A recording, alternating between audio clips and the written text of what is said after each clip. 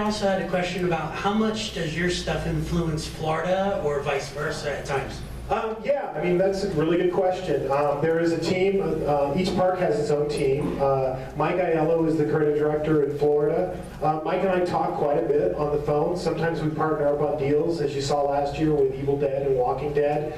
But really, they have their own design team, we have our own design team, and that's pretty much where it ends.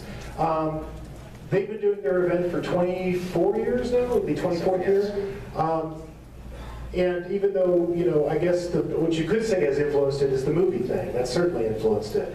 But we always talk and kind of compare notes, but if you go through Walking Dead in LA and then you go to Orlando and go through Walking Dead in Orlando, they're very, very different. And I think that's actually one of the really cool things about it. Yeah, their space is different as well. You know, like you saw the ground plan for Insidious, you know, I'm just like doing this with the guests and all the way through the whole thing. You know, their spaces are much bigger. They might have a sound stage, and the flow is kind of like this to an exit.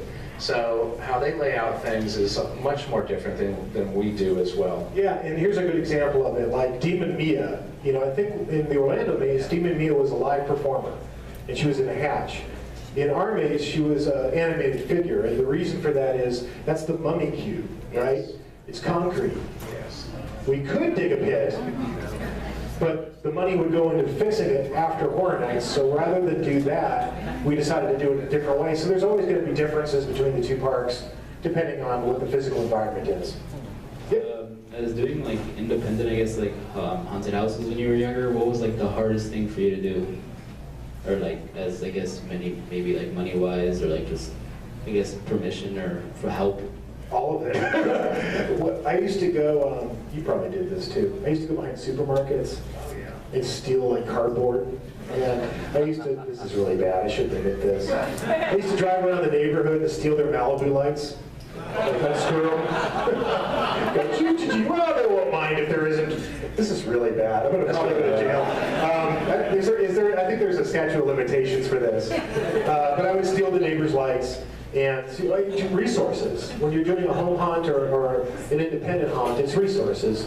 You know, there's nobody bankrolling you. There was most of the action seemed to be downstairs last year because of construction upstairs. Yeah. What's going to happen this year with that? Well, if you've been to the park recently, it's an unprecedented time of growth at Universal Studios Hollywood, and I've worked for this company since 1989. Obviously, we're building all of these new attractions. There's 4 major projects going on simultaneously, including a bunch of stuff going on with the studio and improving their facilities.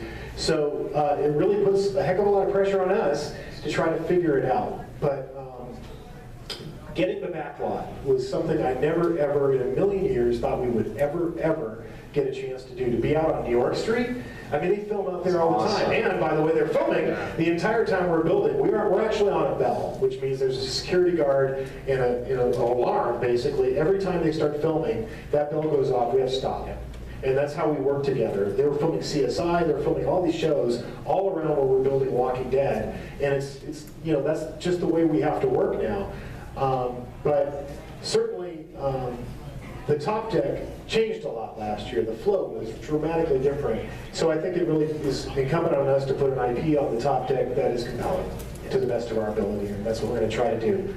Should I, you know, in a few months tell you what that IP is, but I won't know. Maybe one more question, we have time. Right. Okay. All right.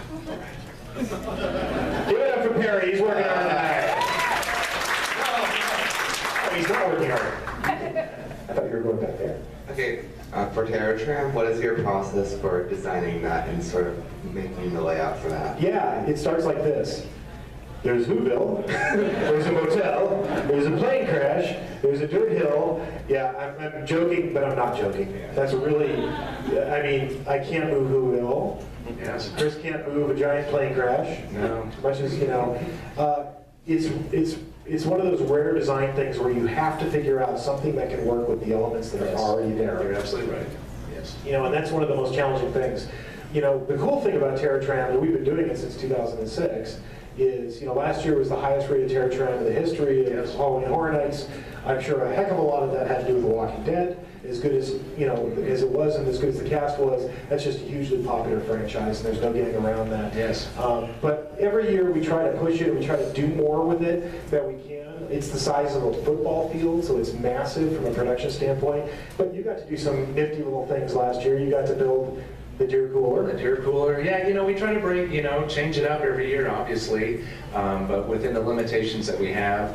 The deer cooler, we had some burnt walkers at the top of the hill. Yeah, which I love that. Yeah, that turned out really good, but, I mean, how cool is it to walk around like a And that's- crash, a 747? Isn't Yeah. that cool though, actually? I think it's really cool. I mean, I always see people and they're like, when are you going to move TerraTran? Never. Yeah. Sorry, never going to do it. I mean, I know you would probably, some of the people would like it, but you have to think about the fact that to take away the opportunity to walk past the real Psycho House, and we've changed it now. We made it a photo op. We did that consciously, and we did that for a very specific reason. It was like, I got really tired of watching people yell at our guests and go, keep moving, you know, when they just wanted a picture at the Psycho House. And I'm totally being a fan of that film. I understand that. So that year I went to Chris and I said, hey, let's just make this an option. People can go do it, and they can get a picture. And that's the real Psycho House, kids. That's not, you know, from Psycho 2. That's from the original film. It's been moved 3 times. Yes. But I can't take that away from people. They want so badly to see it. And it's just working with the movie studio. The movie studio's first and foremost, you know, purpose is to create movies and television shows. So we have to work with our partners in the movie studio.